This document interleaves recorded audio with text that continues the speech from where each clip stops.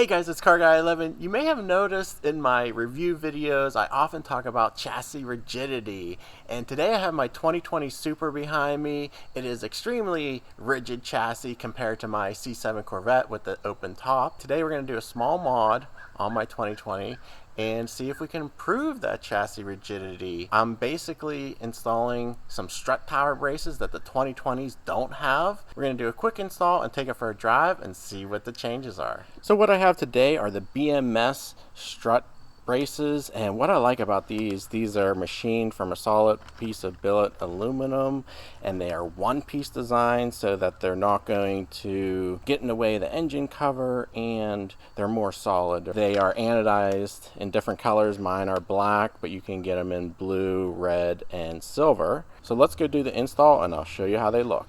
Now, before I show you the quick install, I did go ahead and install the driver's side here, and as you can see, it looks great.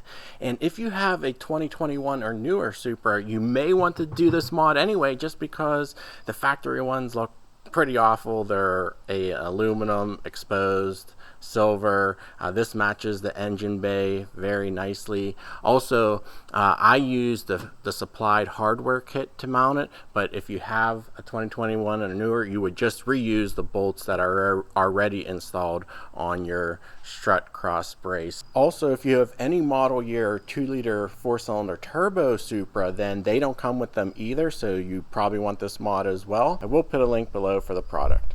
So let me show you real quick how to install the passenger side, and then we'll take it out for a drive. So the first step for the install, you most likely won't have to lift the car or remove a wheel, as long as you turn the steering wheel to the far right or left, whatever side you're working on, so you can get your hand under here. If you have big hands or arms, it might be easier just to remove the wheel.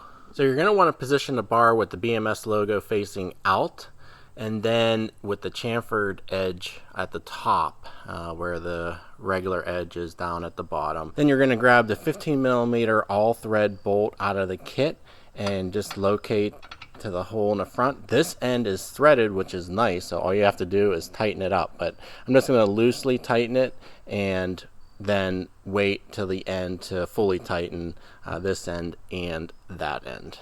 Now the other end, unfortunately, if you have a 2020, is not threaded, so you have to use the long bolt. It's a 1/2-inch bolt, and then put it through the hole, and then we're going to go underneath the wheel well to put the washer and locking nut. And you can see the bolt poking through there, and if you have small enough hands and arms, you can get under there with one hand, put the washer and lock nut on, and then you're going to have to get a 1/2 inch on both sides to tighten and hold that nut.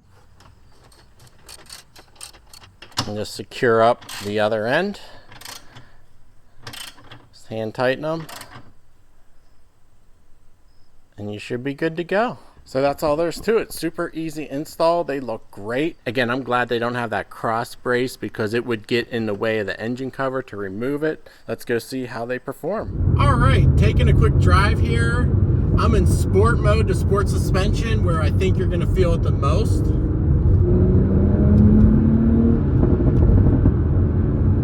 right, coming around the corner. You know what? I think I do feel it. It's a little more solid on the front end. It's a little bit more immediate when you turn in.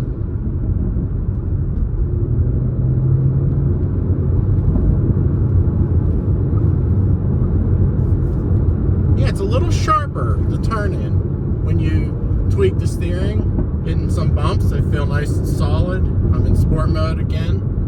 Take some more corners here.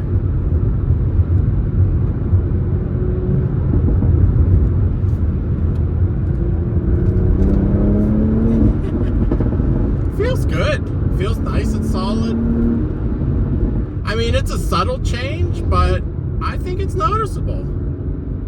I think it's definitely worthwhile. They're not that expensive, and especially if you have a 2020, it brings it up to the level of the current model years.